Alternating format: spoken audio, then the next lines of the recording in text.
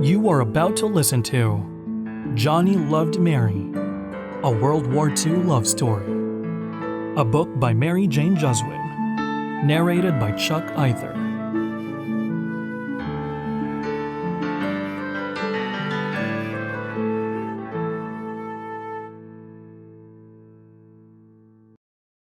Introduction.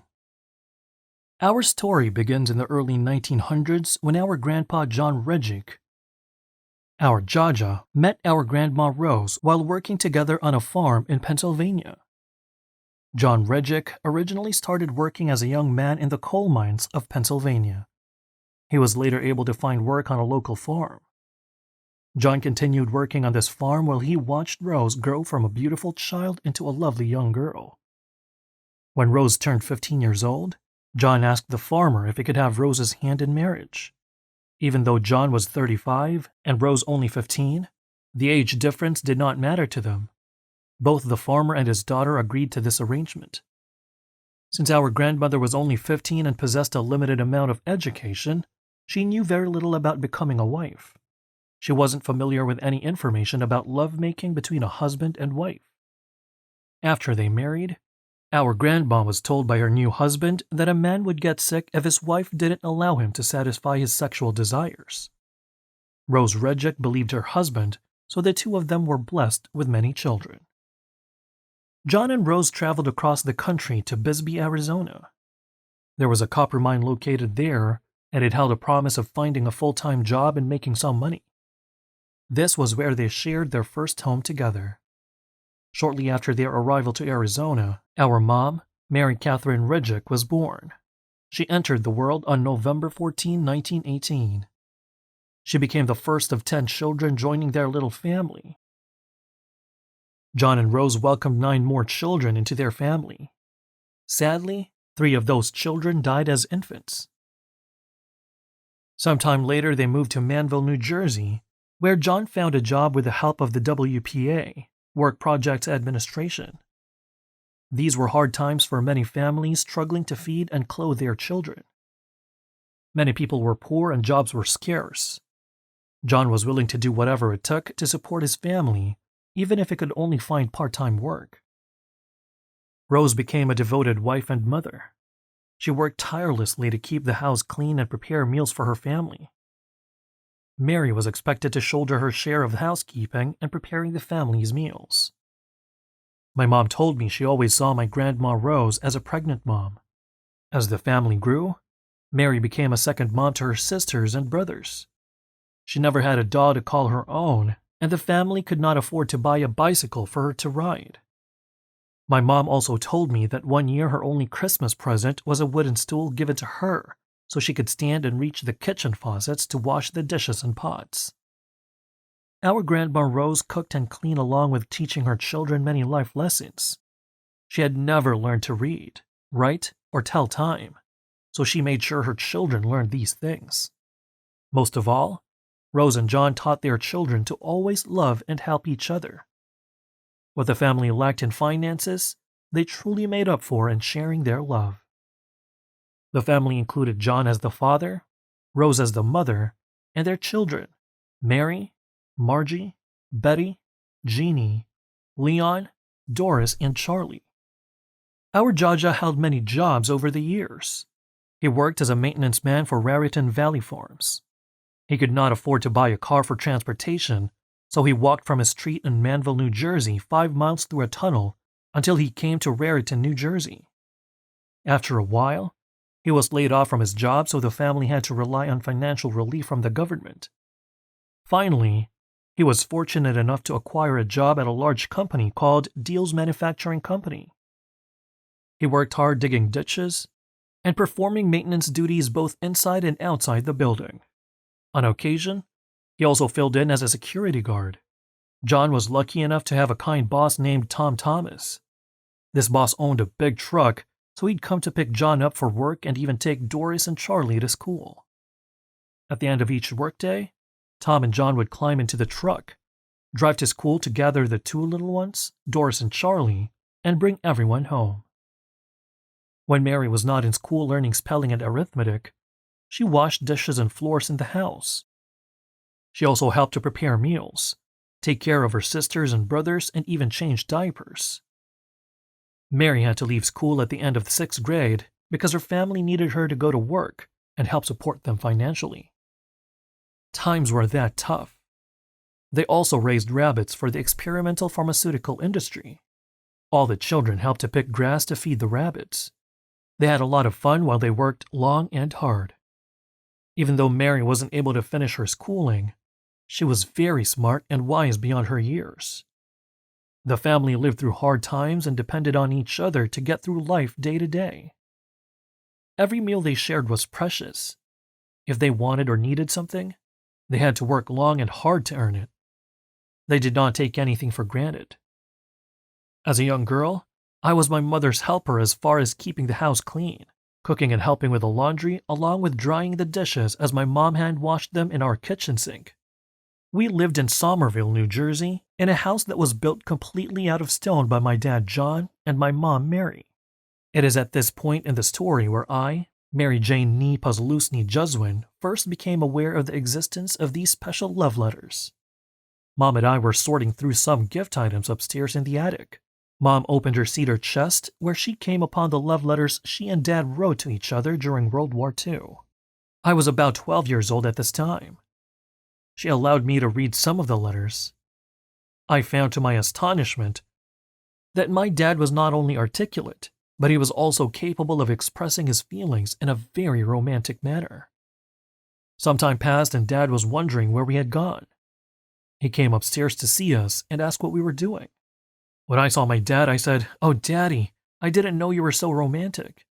My dad was so embarrassed I had discovered his feelings about Mom that he gruffly said, "Why did you show her those letters?" This was one of many special times I remember about my interactions with my parents. After reading only a few letters, my mind was filled with questions about their romance by letter. Mom and I had many bonding discussions while she washed the dishes, and my job was to dry and put away all the dishes and silverware. My brother is 6 years older than me, so he always had to do his homework after dinner, which freed him from helping with the dishes. While our mom was very attracted to my dad, writing faithfully every day and sending him letters, she also had some hot dates on the home front. I asked her about her other boyfriends besides my dad. She was a beautiful young woman, so naturally she attracted other young men. At one point, my mom was busy dating Tom, Dick, Harry, and some guy she nicknamed Pickles. She also told me a funny story about her dating days. She had one boyfriend visiting her at home, and they were playfully wrestling on the floor in my grandparents' living room. She happened to look up and notice the time on the clock. She realized she had another date to catch. Without a word, she got up and left the guy on the floor and slipped out the back door to greet her other date. She told me many of her boyfriends begged to have sex with her. They even went so far as to drop their pants and plead with her to do the same. However, she told them emphatically she wanted to wait until she married and would then have sexual relations with her husband. Mom also advised me as a teenage girl to follow the same rule about having sex after marriage. She stuck to this principle, so who was I to question her? If this had worked for my parents, the same would work for me and my future husband. We shared many happy, bonding moments in the kitchen together. This was possible because at that time, many people did not have dishwashers in their kitchen. I wonder if we would have shared these special moments together any other way. Our story also centers on our dad, John Poslusny. He was born on March 23, 1919 in Miners Mills, Pennsylvania. He was the second son born to Anthony and Caroline Poslusny. The family consisted of Anthony and Caroline, Stanley, John, Joseph, and Walter. Sadly, Joseph was killed in a car accident at a young age. Anthony and Caroline later moved to Belford, New Jersey. They were proud of all their sons. However, Johnny turned out to be the most handy and helpful with repairs and household chores. As our dad was growing up, he liked to tinker with cars, radios, and televisions. While attending school, he acquired a passion for playing tennis. He truly enjoyed the sport during his young life. I have a lot of memories seeing my dad fix things around the house and become a jack of all trades. He taught my brother John R. and my husband Steve his handyman skills as well. When he became old enough to acquire a job, he worked as a floral designer for A. Kalma Florist in Matawan, New Jersey. He also enjoyed the Polish dance known as the polka. It was at this time that polka bands became very popular. Dances were held at various veteran halls and at the Polish-American home in Manville, New Jersey. Mary and her sisters loved to go to these dances if they could find a ride. In 1942, most people did not own a car, nor did they make enough money to buy a car. Johnny also liked to go to these dances and have fun dancing with pretty girls. He and his friend Joseph Ty went to a dance at the Polish Hall in Helmetta, New Jersey. It was May 1942, and Johnny was 23 years old. The smell of spring was in the air, and thoughts of romance were brewing. Mom had come to the dance with a friend named Stanley Rogozinski. He admired Mary quite a bit. However, she only wished to be a friend to him. Mary was 23 years old and met Johnny at this particular polka dance in May of 1942. Johnny only had to take one look at Mary and have one dance with her, and he was in love. Mary was attracted to this tall, dark, and handsome man as well.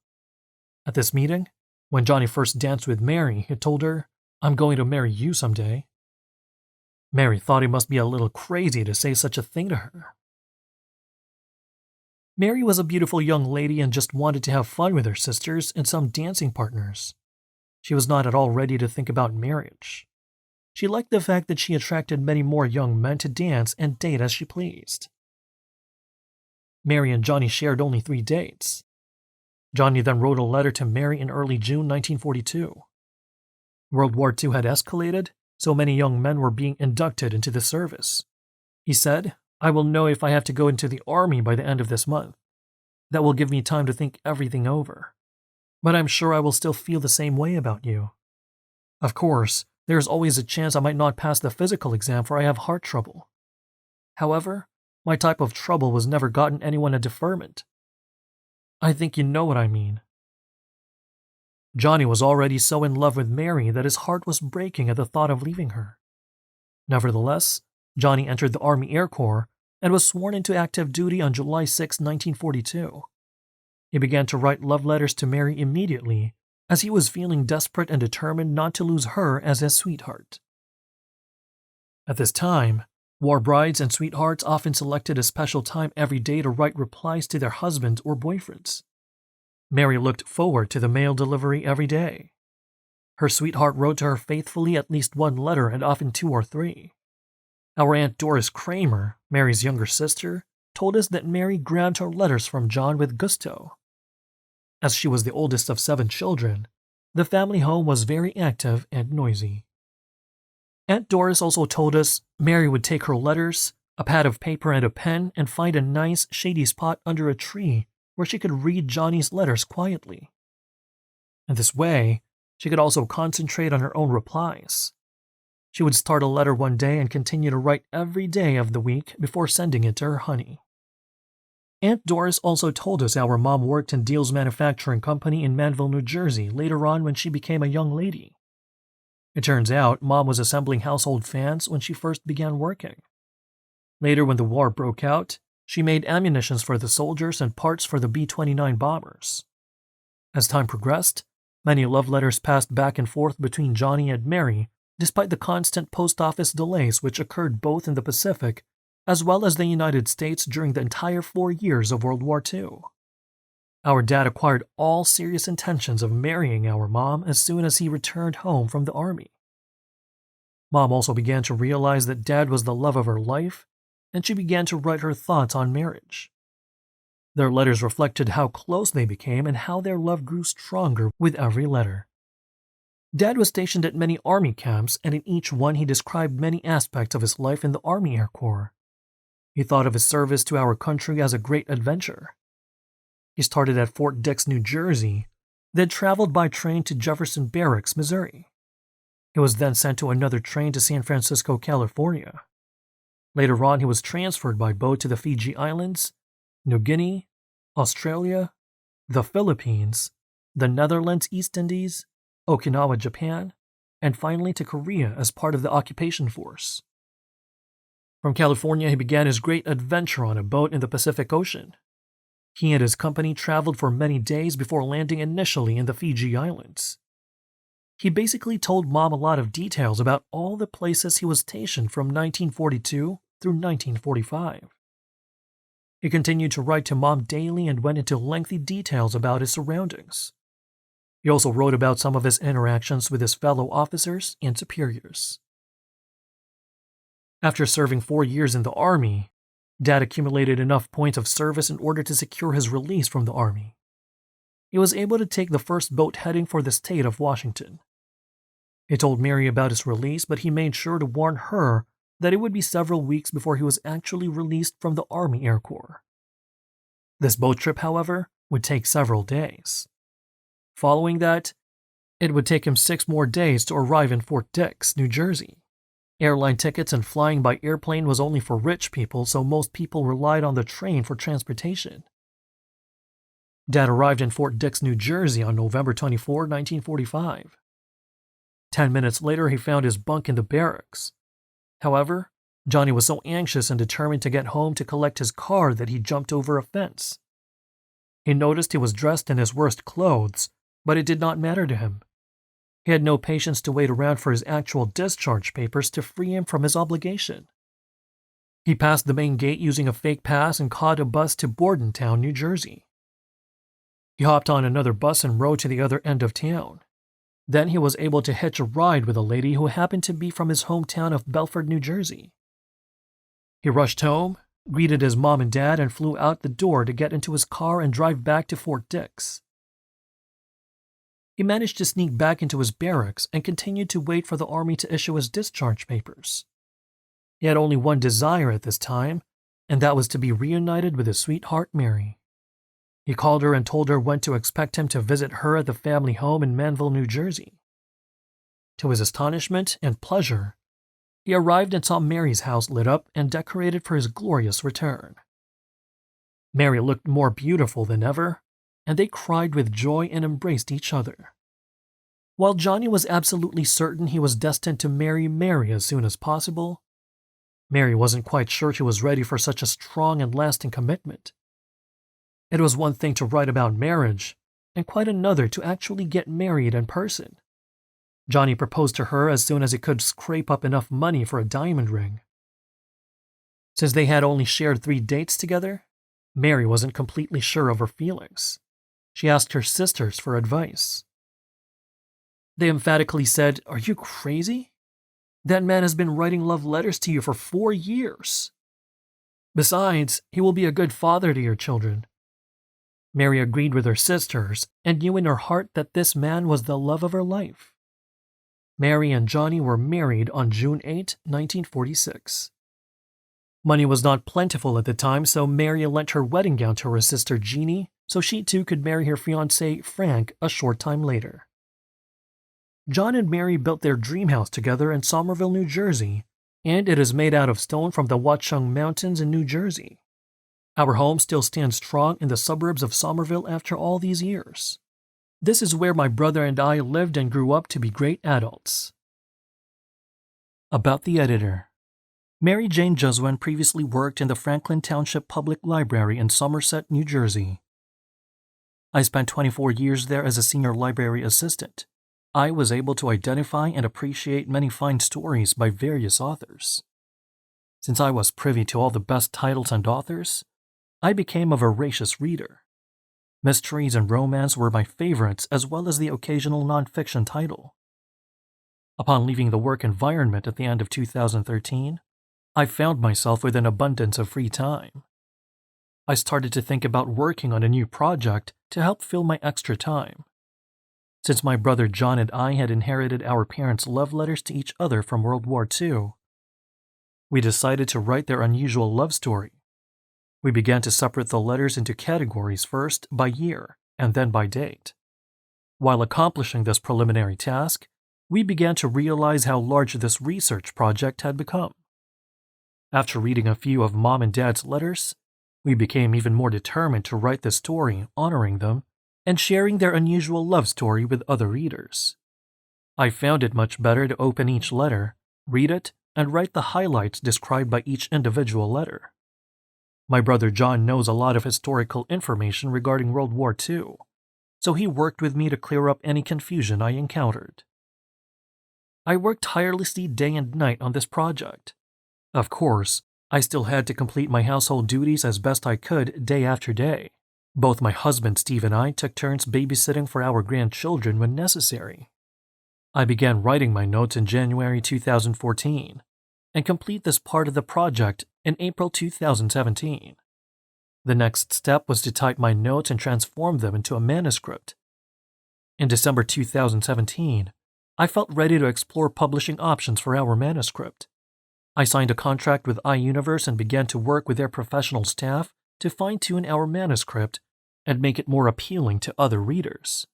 I received a lot of encouragement and great publishing tips from the iUniverse staff. Finally, my brother John and I were completing our dream of writing our parents' love story. We have dedicated this special story to our children to enjoy and pass on as a family heirloom to our future generation. Acknowledgements. First of all, I would like to thank my husband Steve for encouraging me to write the story. He also added his literary creativity, which I had no idea he possessed, and helped to prepare the pictures contained in this book. I also want to thank him for helping me keep my home in order, as well as share the babysitting responsibility for our grandson during the 4 years I worked on this book.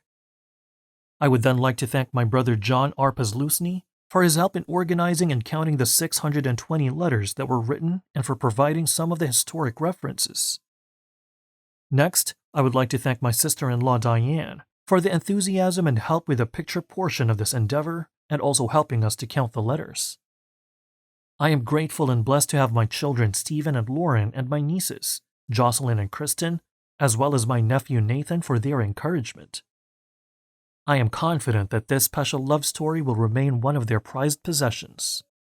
Finally, I must thank my Aunt Doris Kramer, who is my mother's only living sister. She was very helpful in remembering and filling in some of the details regarding my mom Mary, my grandmother Rose, and my grandfather John. Forward. This book is John Arpaz-Lusney and Mary Jane Jeswin's condensed version of the sweet love letters our mom, Mary, and our dad, John, wrote to each other during World War II. Such letters became the primary means of communication for sweethearts to share with each other. The story of their love and devotion to each other will not only focus on their romance, but will also include some references to historic events that took place during the Southwest Pacific during World War II. My brother and I feel so fortunate and blessed to have had this wonderful inheritance of love letters from our mom and dad. While sorting through and categorizing these letters first by year, and then by date, we realized it had become a huge undertaking. We counted a total of 620 letters. However, we felt stronger than ever about writing this love story for them and our family. It took 4 years to read all the letters, condense them and transfer them into a typed manuscript. My brother helped me to determine which historical information to include, as well as verifying the spelling of some of the places Dad visited or was stationed in the Army. Dad found 1001 ways to say I love you to Mom in his letters. His letters contained so many details about Army life, as well as in-depth description of the various places he was stationed. I also highlighted some of Mom's family life and the experiences she encountered during the time period when she was writing and reading Dad's letters. These handwritten letters are an endearing inspiration to us and to John and Mary's grandchildren. We have dedicated this book to these grandchildren Jocelyn, Stephen, Kristen, Lauren, and Nathan. We consider this to be a tribute to our mom and dad. Our hope is that it will become a family heirloom to be shared with the next generation of our family. This would include John Arpaz-Lusney's future grandchildren and Mary Jane Jeswin's future grandchildren. We wish to thank our Aunt Doris Kramer, our mom's youngest sister, for her keen wit and great memory. We appreciate her sharing the recollections of her family during that time period. She helped us by filling in some important details about our mom's life, as well as our grandma and grandpa's experience. She really helped us create this wonderful love story. Description of locations for 1024 Signal Company. Ballarat, Victoria. This city, Victoria, Australia, was the location of the Royal Australian Army Air Force No. 1 Inland Aircraft Fuel Depot, which was completed in 1942 and defended Australia against a Japanese attack. It held the supply and storage of fuel for the Allied military base. Northern Territory. This was considered Darwin, Australia, and it was the target of Japanese air raids in February 1942, with many bombs dropped on this city. More than 100 air raids took place across this region during World War II. The Japanese did not plan to invade Australia, and if they tried, they would have been limited to the northwest coast of Australia. It would have little or no impact during World War II. Mareeba, Queensland. This town was the major U.S. Army Air Force base from 1942 to 1945. It was in the northeastern section of Australia, namely in the town of Queensland. Mareeba housed both heavy bomber and fighter squadrons in 1942 and 1943. Port Moresby. There were 15 airstrips located in the southeastern corner of New Guinea known as Papua. The Battle of Port Moresby was an aerial battle with the Royal Australian Air Force, including the United States force, on one side against the Imperial Japanese Army and Navy on the other side. It took place between February 3, 1942 and August 17, 1943. In the beginning, the defenders consisted of only Australian Army anti-aircraft barriers and machine guns. The defenders consisted of only Australian Army anti-aircraft batteries and machine guns. However, in late March, the Kitty Hawk fighters appeared, and they were part of the No. 75 Squadron and the Royal Australian Air Force. Dobodura. The Database Airfield Complex was located west of Dobodura and 15 miles south of Boona. The United States Army Air Force developed approximately 15 runways and airfields in this area. Dobodura No. 4 was initially used by C-47 Dakota transport aircraft during late November 1942 until January 1943 in support of the Battle of the Beachheads including Boona, Gona, and Tananda. Noam Four Island. The island was part of Dutch New Guinea and was where the Battle of Noam Four took place between July 2, 1944 and August 31, 1944. The United States and Australian forces attacked the Japanese who were using this area for airfield bases. Noam Four was also known as one of the southern islands of Papua Province, Western New Guinea. Western New Guinea, northeastern Indonesia. Allied troops initially landed around Kamiri Airfield on the northwest edge of the island. Although the Japanese had built large defensive adjustments in this area, there was little resistance by them. As they were engaged in battle, they were so stunned from the bombardment that all the fight in them disappeared. Leyte, Philippines. The Battle of Leyte Gulf occurred from October 23 through October 26, 1944. It was an air and sea battle that crippled the Japanese combined fleet and reinforced the Allies' control of the Pacific. It was the largest naval battle ever fought and destroyed the Imperial Japanese Navy. Leyte Gulf was also the scene of the first organized use of the kamikaze suicide aircraft by the Japanese. Leyte Gulf was also the scene of the first organized use of the kamikaze suicide aircraft by the Japanese. In total, there were approximately 40 million to 50 million deaths during World War II. You have been listening to Johnny Loved Mary, a World War II love story. A book by Mary Jane Juswin, narrated by Chuck Either. Copyright 2020, all rights reserved. No part of this publication may be reproduced, stored in a retrieval system, or transmitted in any way or by any means electronic, mechanical recording, or otherwise without the prior permission from the author, except as provided by the USA copyright law.